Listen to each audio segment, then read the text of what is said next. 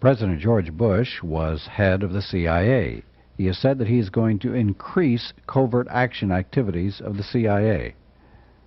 Well, we're going to talk with former CIA official John Stockwell and see what the status is of the actions going on right now across the world, places like Afghanistan, Central America, Southern Africa, and Cambodia.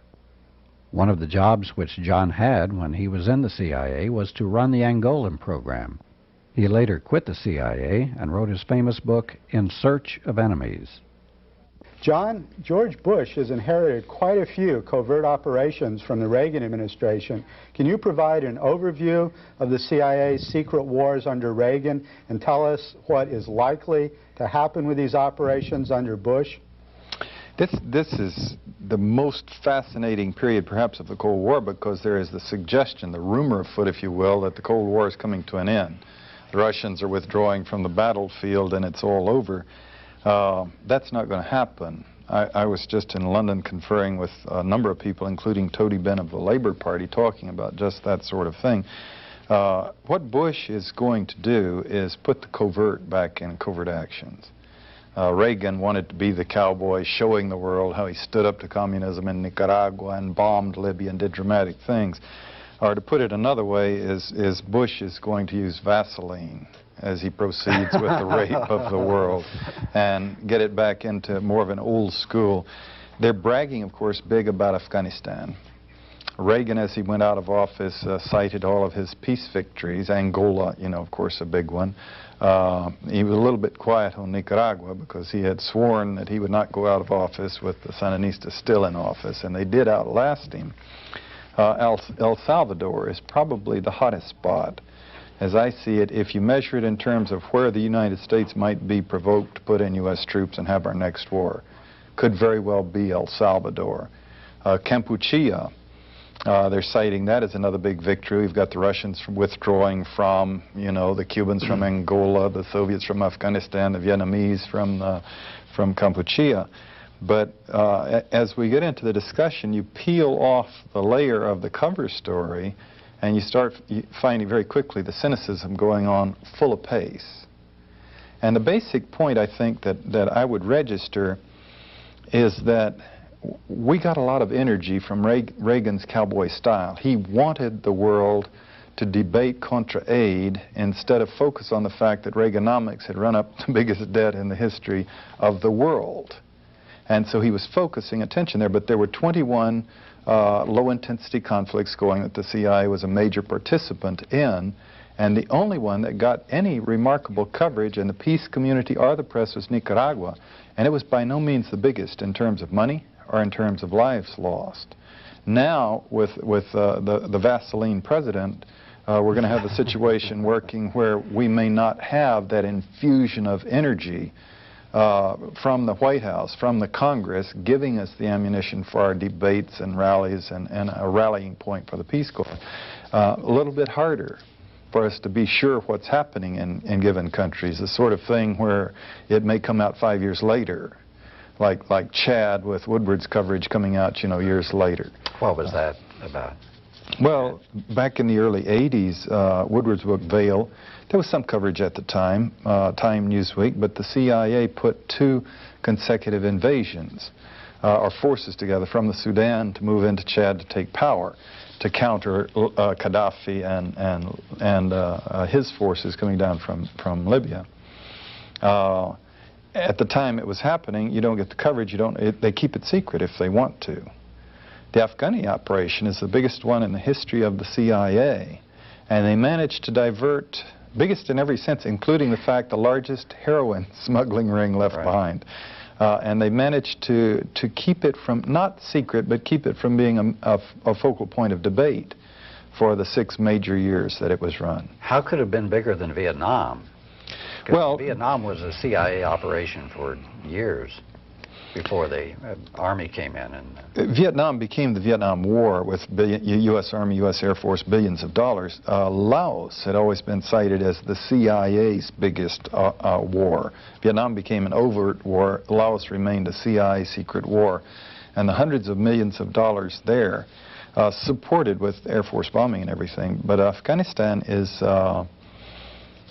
They haven't published the figure. I've never been able to find anyone who confident, like the archives, National Security Archives, Scott Armstrong in Washington, a solid figure on how much they've spent in Afghanistan, but it's in the billions. John, let's biggest in the history. Let's go into Afghanistan in some detail. I read in the New York Times just this morning that the Reagan administration was bragging that they refused to compromise with the Soviet Union to pull out their support for the Afghan rebels in exchange for the Soviets pulling out. So let's see who the U.S. actually was supporting in Afghanistan over the last years, what of the rebel forces, how they were supporting them, and what the effects of this have already been and might be as we now are moving to a new era for Afghanistan that could be total chaos. It looks like the Lebanization of Afghanistan with all these different groups. First of all, there's all these different rebel groups. Who is the U.S. supporting out of the whole spectrum? I bet I saw him on TV yesterday. There was a guy they found who spoke good English. And he was clean-shaven and looked like an old McSai type from the Philippines. I'm going to hedge a little bit because this is not an area of my primary expertise, and I have not been able to travel there and look at it like I did Nicaragua and El Salvador and Angola and all of that. But you essentially have it. We do have it.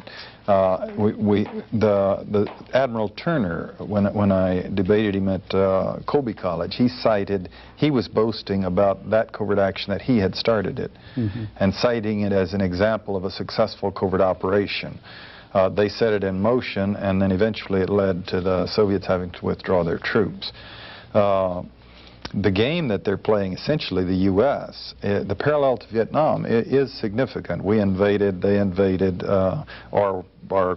each created governments that invited us in, so to speak. The difference is in the breakup, of course, that the NLF would not compromise in Vietnam. The Tom Polgar scandal we've talked about before, the chief of station hoping they would give the U.S. a break, and they had no reason to. They had the U.S. down and dirty and were going to humiliate us as effectively as they could.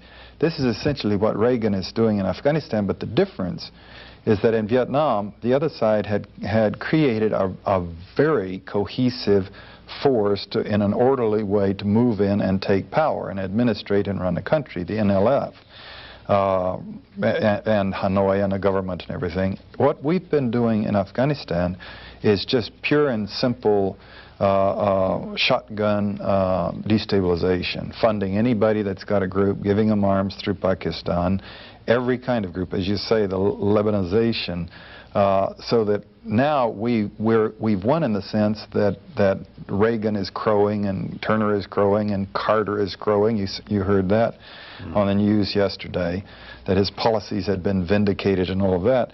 And the Russians are pulling out, admitting that they made a big mistake. In fact, they're probably being more candid than we were when we pulled out of Vietnam. Right. We tried to say it was an honorable this and everything. They're just saying flat, we made a mistake, a tragic mistake. But we have not created a force, our government, our movement, or anything that believes in anything to step into the vacuum. I debated, I thought I was going to debate an Afghani professor at the World Affairs Conference in Boulder last year, because he was paid working for the VOA and U.S. propaganda arm, so I presumed he was bought and paid for. And he kept telling me, just let me finish my sentence, so to speak. And I did, and what he said is what the powers have done is condemned Afghanistan to eternal violence and conflict. Yes, it looks like it's going to be horrible. They're pulling out, and this side is not going to agree to relent, and the Soviets are going to see what they would call a necessity to keep arming the other side. This is where you get into a test, if you will, of Gorbachev's sincerity and Bush's, kinder, gentler, goodness in the nation. Do they really mean it? They're trying to convince the world that the Cold War is winding down. Doonesbury's already told us the Cold War is over. It isn't. Now the danger, of course, is that people are so eager, craving for hope and craving for peace. It doesn't take much. As dynamic as the peace movement arguably is in the United States and Europe, for example, it sure doesn't take much for a president to get up there and just 3 words. Kinder, gentler, and then the goodness and greatness, 4 words. And people, oh wow, phew, you know. Yeah. Whereas the actual policies are to keep violence and covert operations and secret wars going. So your point about the U.S. intervention in Afghanistan, rather than negotiating a peaceful settlement or negotiating some sort of a governmental structure, we just supported any forces whatsoever to create chaos in the region to humiliate the Soviet Union. That was the goal and continues to be the goal of the Bush administration, that continues to fund the Afghan rebels to make sure there's more murder, chaos, etc. there. What does Bush, how can he justify continuing to support the Afghan rebels now that the Soviet Union has pulled out? There's no longer a foreign oppressor there. Well, to this is just classic old Cold War, the elephants fighting, you know, and the grass getting trampled. We haven't had our victory over there yet. I'm putting it in their terms, in Bush's terms, the CIA's terms. It is in the process of happening. We haven't taken Kabul yet. We haven't installed any kind of a government other than what the Soviets left behind. And so they're pressing ahead. And it's going to be very much in Bush's interest to try to get them to moderate the violence and the bloodiness of the revolution. The last great successful revolution from the other side was the Sandinistas, and they abolished the death sentence. The thing that's happening now with the U.S. forces, U.S.-backed forces, as they say, in Afghanistan apparently, is just utter atrocities. When they take a city and then they lose it, perhaps. There were crates full of dismembered bodies, you know, meat stuck in crates of hundreds of bodies left behind. Horror beyond comprehension. Perpetrated by the rebels? By the U.S.-backed forces, the different ones. But there's different ones. There's no one force that the U.S. expects will take over. No, the U.S. is working very hard, I am sure, to try to get its... So they have some secret strategy of some forces that they hope will take over. Absolutely. They hope to take the capital and establish a government and then reinforce that government as it dominates the others and establishes some kind of peace in the country. The process is going to be extremely bloody. And the U.S. will be doing its very best with the U.S. media, probably not giving us the vivid clippings of the horrors, you know, as they're happening, just as they're not doing it in El Salvador or Guatemala today. But couldn't there be an embarrassment for the U.S. if it turns out to be a bloodbath, that the U.S. supported rebels turn out to be barbaric and there's atrocities committed everywhere? Well, there is a bloodbath happening right now, and it's just not being run in our media. The media, we're not being told about it. The U.S. and the CIA have done this continually through the years. That's absolutely in South right. Vietnam, in Iran with the Shah, in El Salvador. With different degrees. Bloodbaths all the time. And with different degrees of collusion from the press. And in Central America, for example, in '81, when Reagan was first plunging in, the media, they had crews all over Nicaragua. They had permanent offices set up for all the biggies in the Intercontinental Hotel. And then after the Falkland Islands, they made a decision and didn't send them back.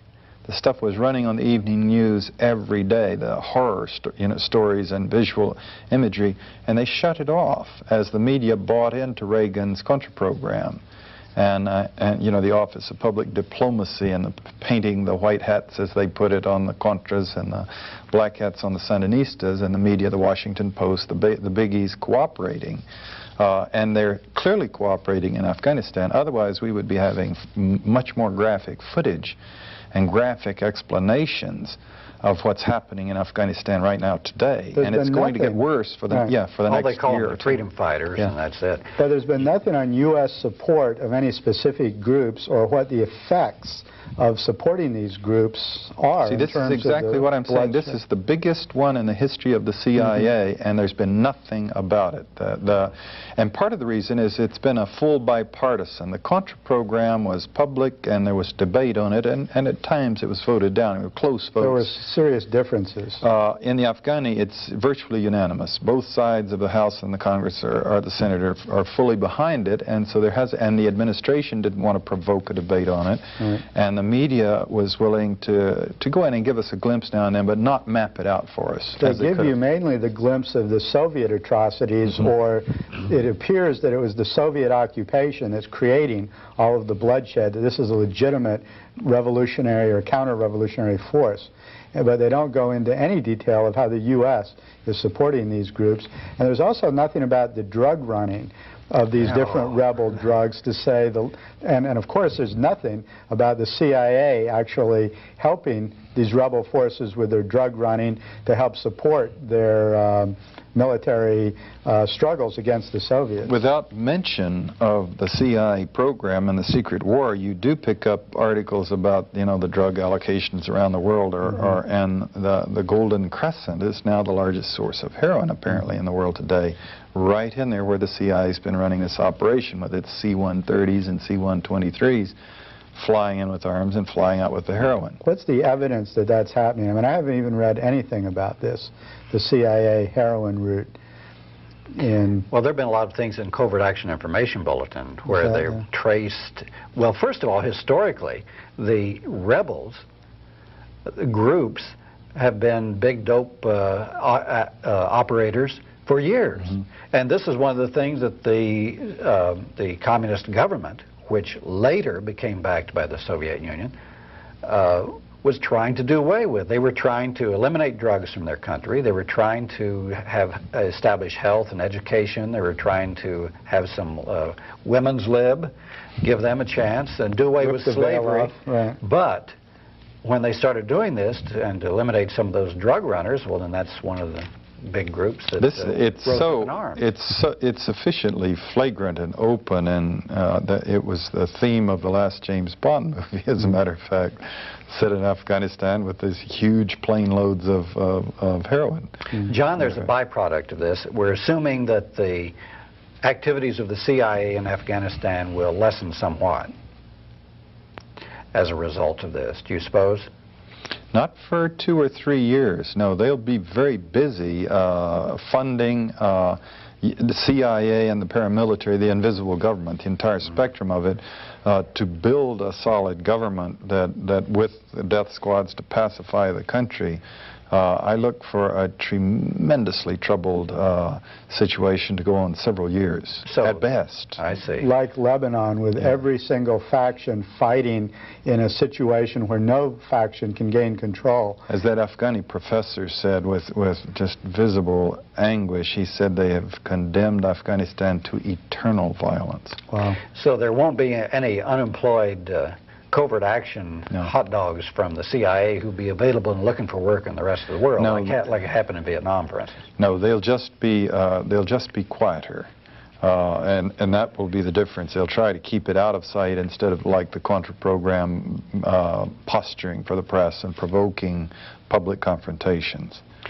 Let's look at another place, South Africa. South Africa is so-called getting out of Angola, but they did before.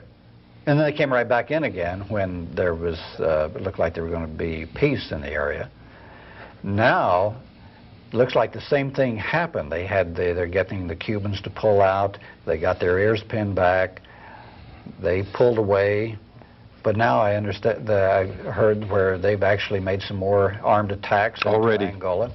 Three weeks ago in London, in the interviews and discussions, this is very much what we were talking about, was what is the guarantee that South Africa is going to respect this? The Cubans pull out, South Africa pulls out. What's going to keep South Africa is violating every international law and boundary in southern Africa.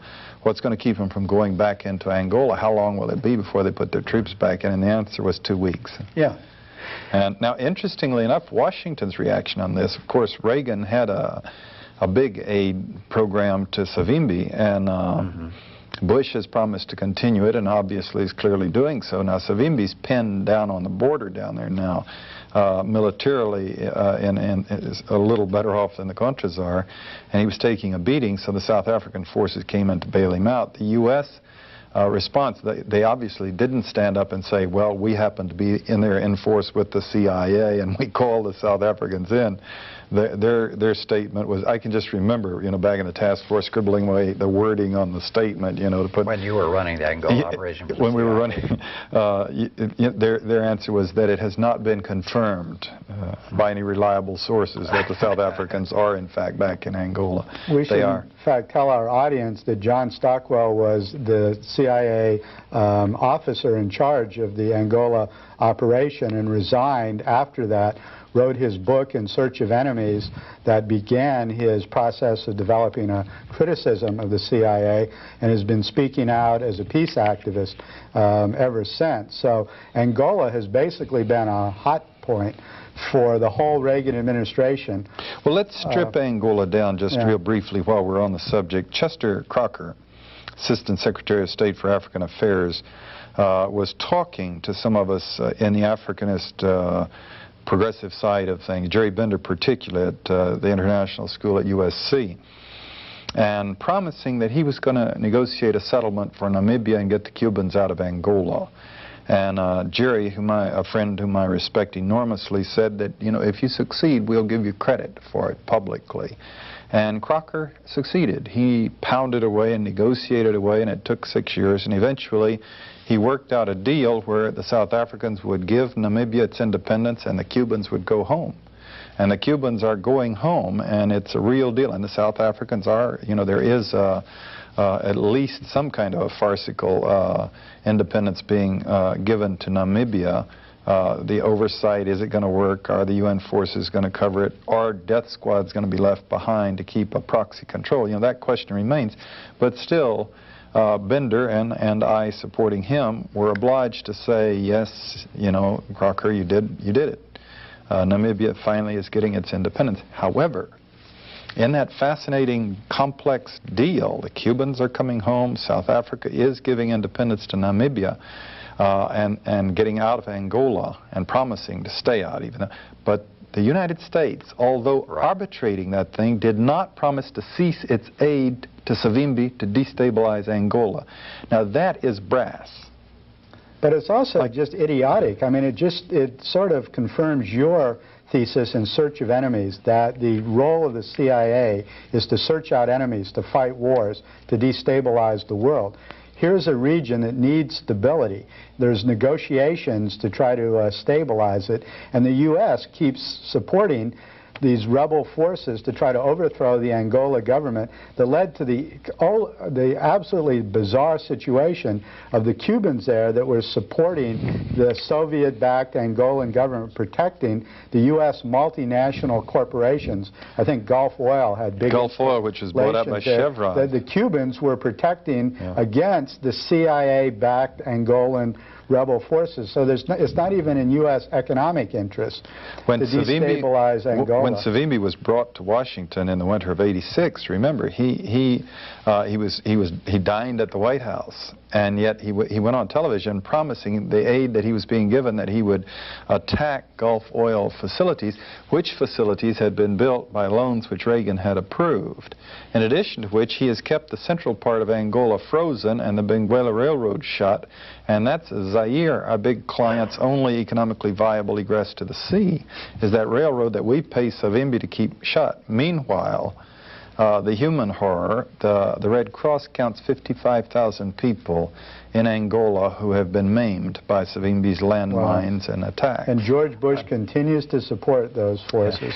John, one of the analyses that I heard about the situation was that there was pressure within South Africa to get out. They wanted to get out of the Angolan situation.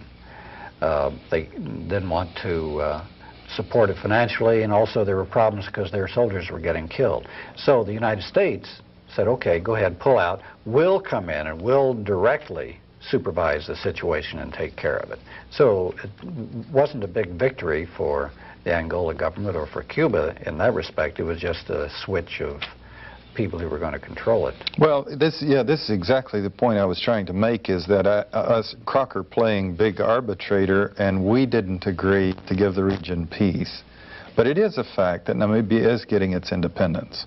The South Africa is going to try to do what we did to Nicaragua in 1933 when we pulled the Marines out and created the Guard and left it behind with Somoza, in charge. They're trying to create the same type of a situation and have a proxy control of it.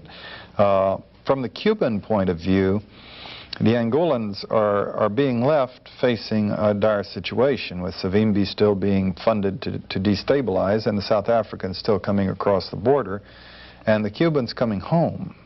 And in Cuba's interests, and it's very difficult to fault them, because they've sacrificed a lot of their own and their own capital to the extent that they can, and they're not a wealthy country, to stick up for their allies, the Angolans. But this is the point at which they could, in fact, come home with having accomplished, a measurable objective. But Namibia is independent because of what they did. Yet the independence of Namibia, or any country in Africa, is precarious because of the CIA presence there. Whenever an independent African nation takes a socialist road, or a road that goes against the interests or ideologies of the CIA, they destabilize the government. Kwame Nkrumah wrote a book called Class Struggles in Africa that documented the ways that the CIA overthrew about 25 progressive governments in Africa, including Nkrumah's own Ghanaian government in the 1960s. So if Namibia takes a route that the CIA doesn't like, they can act to destabilize it, one way or the other. So that's really the precarious situation that all independent nations in Africa face. This is one of Chomsky's best points, is that when a country tries to escape, our first effort is to bludgeon them back into the fold, and if that fails, as it did in Cuba conspicuously, as it did in Vietnam conspicuously, as it's done in Angola to date, and Nicaragua to date, then the fallback is to starve them out. Create economic chaos so that they will not be a positive example to anyone else to want to break free. And this is what Nicaragua is facing today. They won the first round. They survived 6 years of constant, heavy-duty military destabilization of the countryside. The Contras collapsed in corruption and chaos and shambles and their own cowardice. And now a plan is afoot to disband them altogether, disband the camps and everything. But Nicaragua is now going to face a vigorous destabilization from the U.S. government. There's this Flora Lewis op-ed piece that was in the New York Times a couple of days ago, the Austin American Statesman today, where she summarizes the situation. A good piece, well done, except she talks about freedom of the press, and she mentions La Prensa, and she does not mention the fact that it was funded by the CIA during this whole period. And they were pro-Contra during the whole period. Oh, absolutely. A CIA propaganda piece to destabilize the country, to create during panic. A war, no less, when they were fighting for their survival. She should have mentioned that. It's a good article. I compliment her, but still, that little detail, and then she doesn't project it further. The Meldon plan isn't mentioned. Where the ambassador was funding during the height of peace talks and the Contras and amnesty. The embassy was caught funding people and organizing them to agitate into violence, to provoke. The U.S. Embassy was funding Ambassador Nicaraguan opposition. Let's focus on this Contra thing for a while. I read today in the New York Times that the Bush administration seemed to be surprised that the leaders of these Central American governments had the audacity to shut down the Contras, to tell them they had to leave Honduras. Evidently, the Reagan-Bush administration thought they'd cut a deal with the Honduran government that the Contras could stay there as long as money was being funneled into Honduras. And evidently, the Bush administration was caught by surprise with this meeting and doesn't exactly know how to react. How do you read this situation? Well, it reminds me of an old saw, the bandy in the third world, saying you can rent us sometimes, but you can't buy us. And every time the Honduran generals would need, put some more money in their bank accounts, they would talk about throwing the Contras out. And it is an embarrassment to them. Flagrant violation of all of their own internal laws and the international agreements in Central America. And but each time they would propose to close down the Contra bases, Reagan would hit them with another $20 million in cash to the generals and quiet them down for another year. And I would have to say that either the forces of peace in Central America are sufficient that Honduras really is trying to get rid of this embarrassment, or the generals want another payment. Do you think the Bush administration will try to buy them off? How would they do it? Would they have to go to Congress for money, or could they just siphon? Well, they have all kinds of contingency funds, and you can, 20 million they could squeeze out. But let's watch and see. Is Reagan going to hit the Honduran government with a lump of money, or is he going to let them close down the Contra bases? Well, what is the military situation with the Contras? I gain the impression that the Contras have pretty much closed down in terms of interventions into Nicaragua, that for a while they were quite an active fighting force, but that this is pretty much wound down now. Is it that they're demoralized, they've left the region, they don't have the funding, the supplies? What is the situation? No, disintegration. 2 years ago, the Sandinistas were giving them credit for some pretty serious activity and up and down through the country, reaching pretty far in. They were not standing up to the Sandinistas in any pitched battles, but their raids and hitting and running, there was quite a bit of energy. Now there are occasional atrocities measured, inside Nicaragua, where there apparently a band here or there, but the leadership has collapsed. They have a sense the U.S. is going to drop funding them, that we've shut down the great air wing that was funding them through the drug money. The leaders are looking for everybody scurrying to make sure they have some money in the bank so they can retire. And those soldiers that were, expected to go and live in the jungle without being resupplied, without the planes coming in to get them, the thing is probably down to 5% or less of the energy that they had 2 years ago. And then the talk about just disbanding the camps altogether. And this is enough of the little things, signals you look for here and there that, what's really going on. Reagan, in his last couple of months, commented that the United States should be willing to accept the Contras up here. And that's pretty much of an admission on his part that, that they have to go somewhere. Boy, that's something that just galls me. Every time there's the U.S. or the CIA lose a big one, we bring in all of these murderers and dope dealers and people who've committed horrible butcheries and atrocities. We welcome them back into our country, where they continue to do the same thing here. Which is precisely, isn't it, the issue down in South Texas right now, the so-called Nicaraguan refugees coming up here, the ones who are supposedly fleeing the Sandinistas. These were clearly Contra supporters. And the U.S. has not really got that clear a policy. In fact, the only group that we just totally welcomed was the Cuban exile group that we had run from Florida. That has been a constant embarrassment to the United States government and the source of a major upheaval in crime and drug smuggling. And there's quite a block of sane people in this country, not of our politics, but nevertheless sane, who are saying, we don't want them up here. We don't need another mafia. We have a Vietnamese mafia, a Cuban mafia. I mean, some of them have read Christopher Dickey's book, with the Contras, about his patrol, about Las Suicidas, just this incredible vendetta and orgy of violence down in the country. And no, we don't want these people up here, but you see, the Honduran government doesn't want them either. You remember maybe we can make them astronauts and shoot them out into space. The Kurds, they call it the disposal problem. To Afghanistan. Yeah. The disposal, well, you have the Kurds, of course, in Iran, Iraq, and Henry Kissinger's famous statement when we were winding that one down, and the Shah said, it's not my problem, you've got to deal with them. And Kissinger recommended the Congress that we let them go. He said that covert action is not to be confused with missionary work. Mm-hmm. So essentially the Kurds were just dropped and slaughtered. And slaughtered. Yeah. John, let's talk about El Salvador. Now, you said at the start of the program that was going to be the next big place of contention. What has happened there that's different?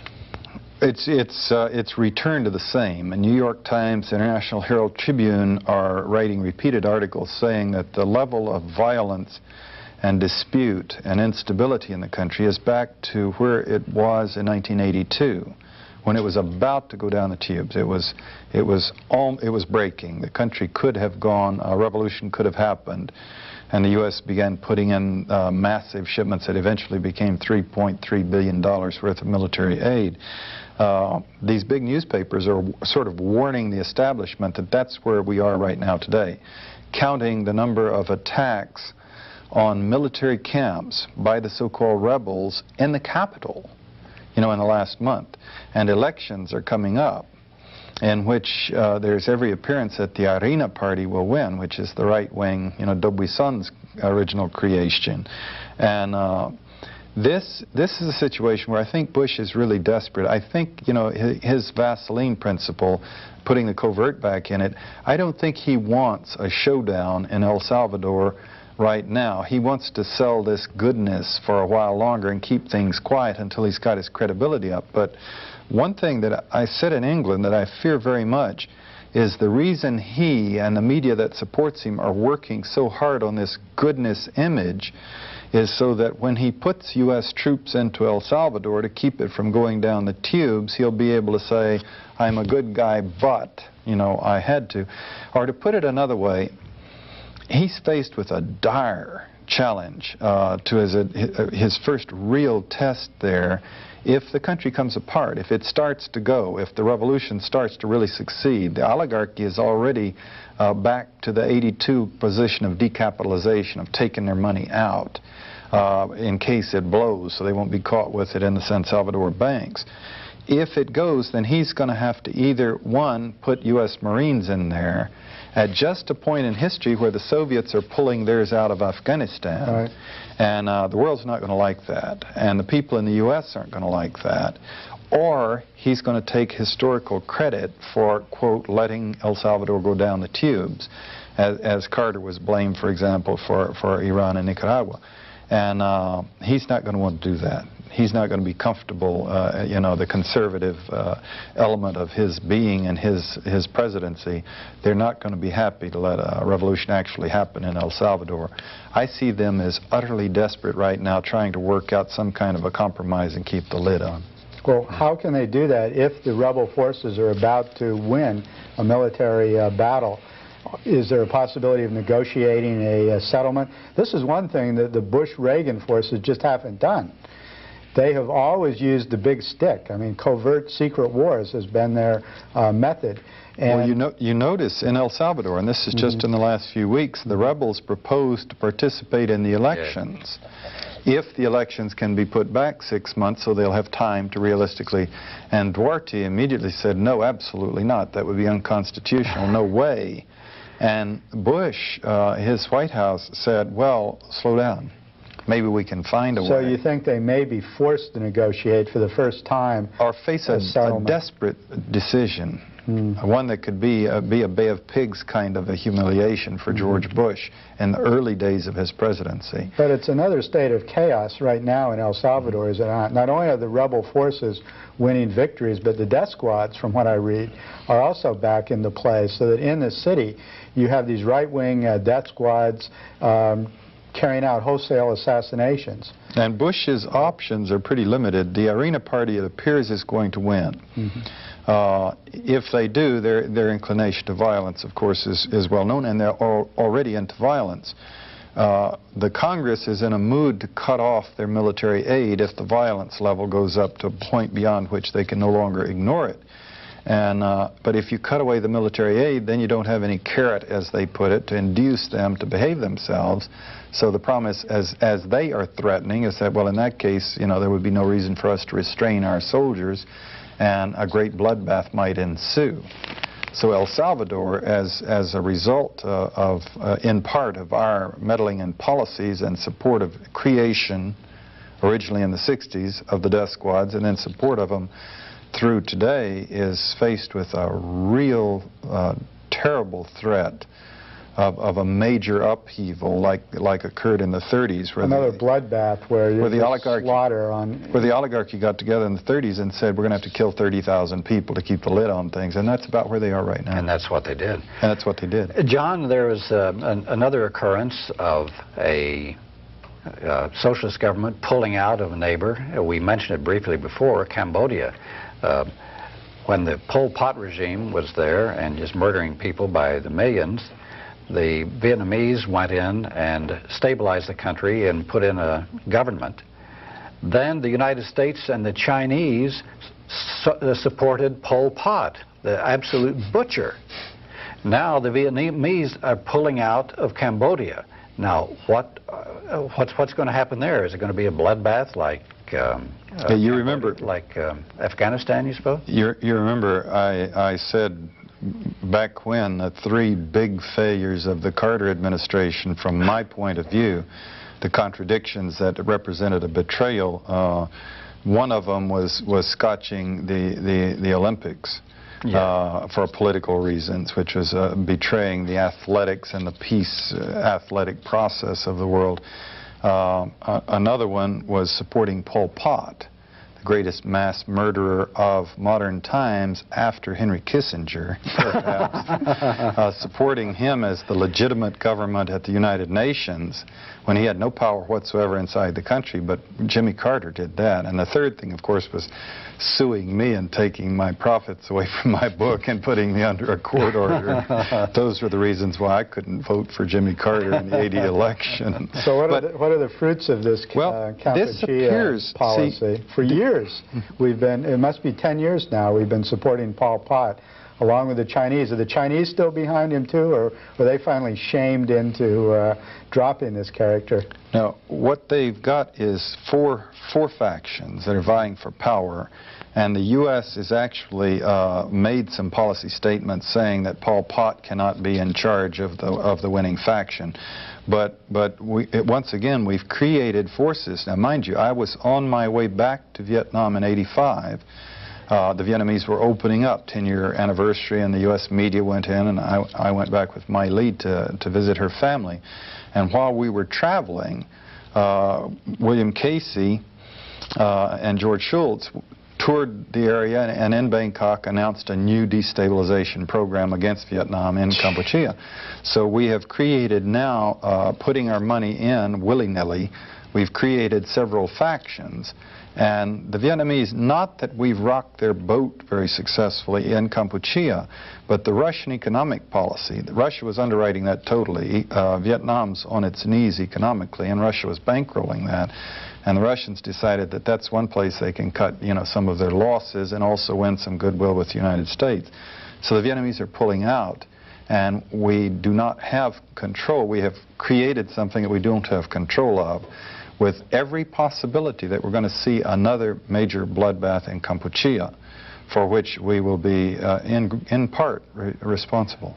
In fact, going back to, I guess it's early 70s, Kampuchea was pretty much out of the Southeast Asian wars until Nixon started secretly bombing the country because he thought that North Vietnamese and Viet Cong forces were using Cambodia as a sanctuary.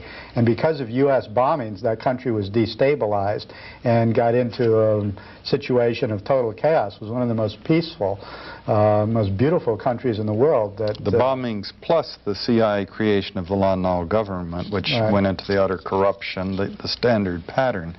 And this reminds me, by the way, in London, some of the peace activists, my conditions going over there is I would give 4 lectures, including the one in the House of Commons, but that they would talk to me 50% of the time, so I would get their input, and which was really useful to me, getting Tony Benn to give his assessment of where socialism is going and where capitalism is going and where the Soviet Union is going. But they came to the hotel and played a video. They gave it to the hotel, and the hotel put it on their internal video so I could watch it on the TV, narrated by Eartha Kitt, called After the Fire, which is a study of the environmental war we waged in Vietnam and the Mongoloid children that are being born today.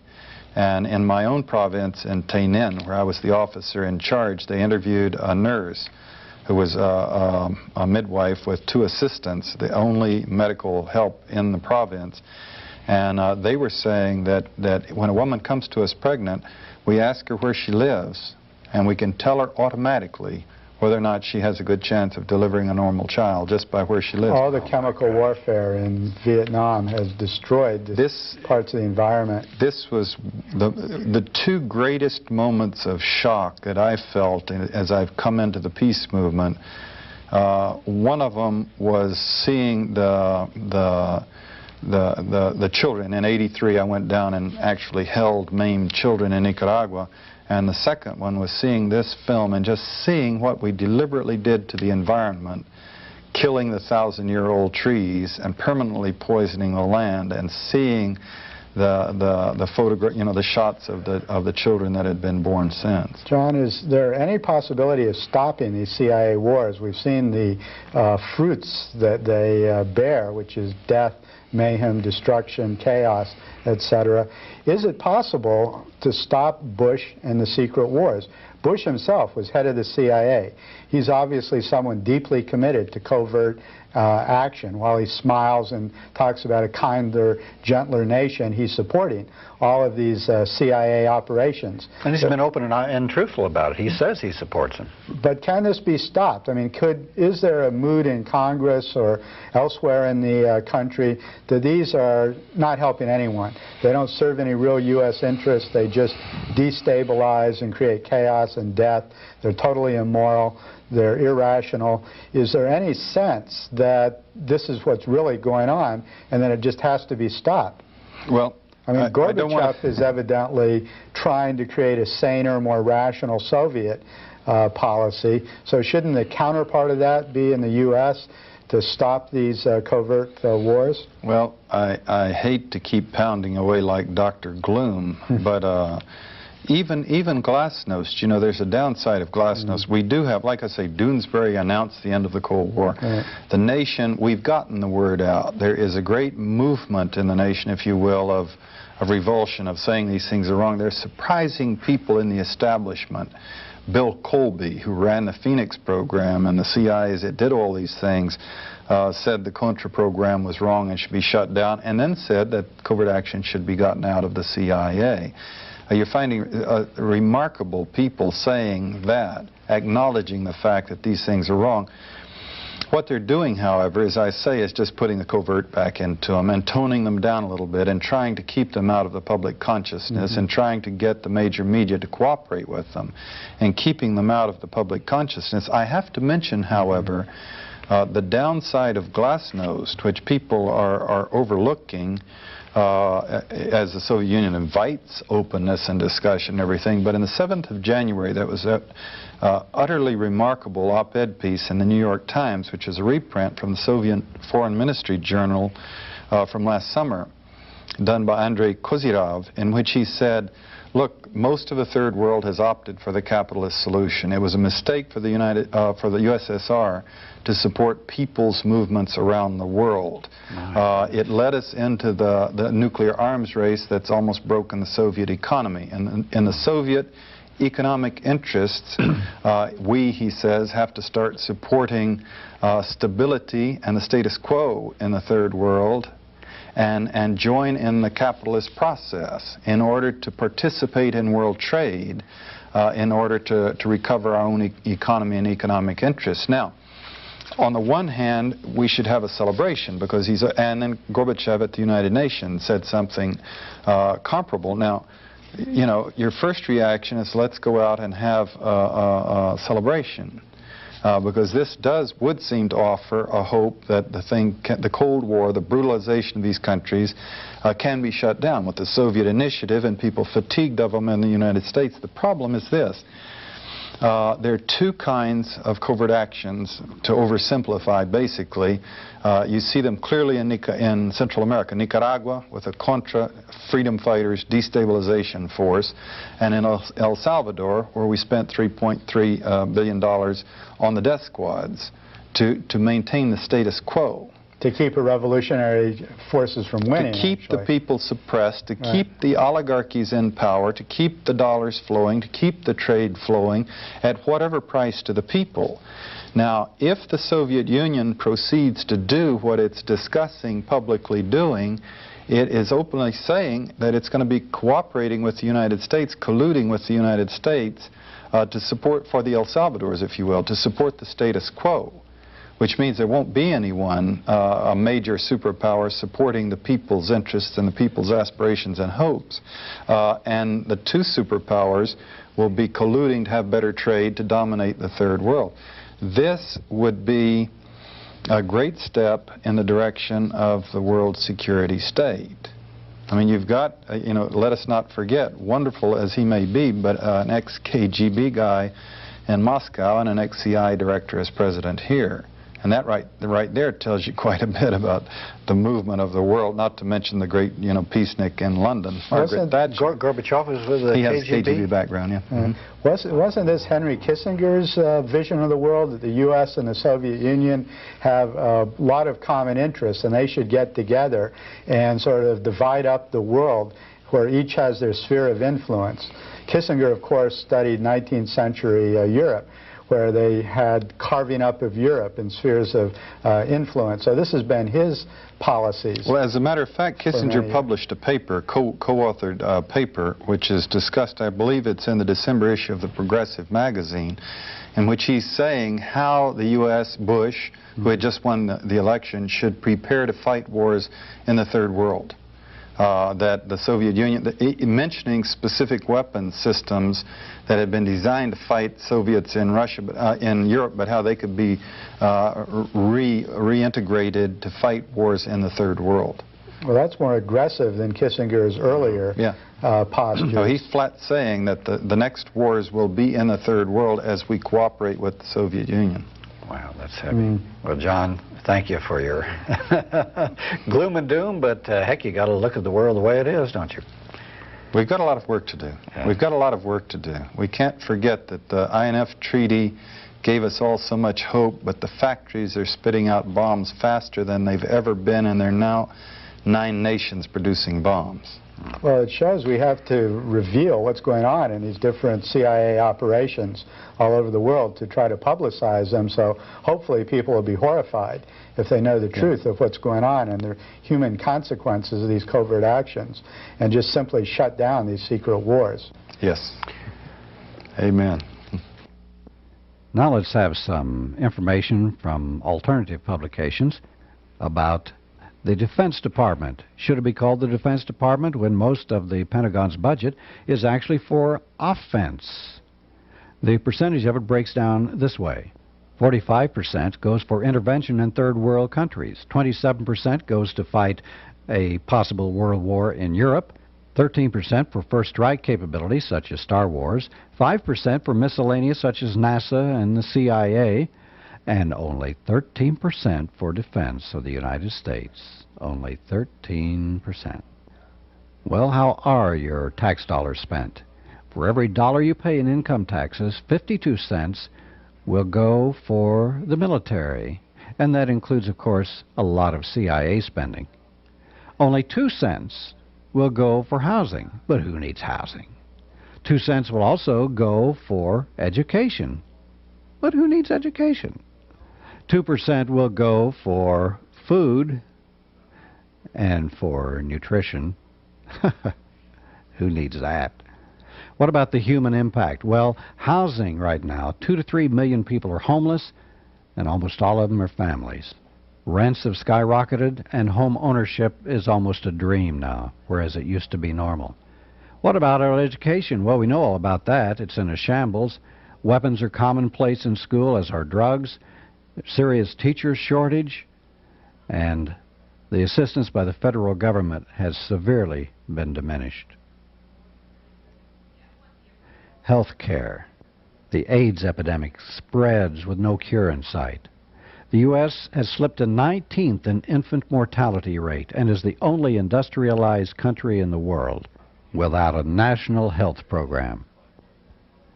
And of course, the effect has been devastating on the children, with so many millions of them living in a state of poverty, without any health benefits, even basic immunizations. There are severe environmental problems, but meanwhile the government cuts the Environmental Protection Agency and relaxes environmental regulations, and most of the money still goes to the military.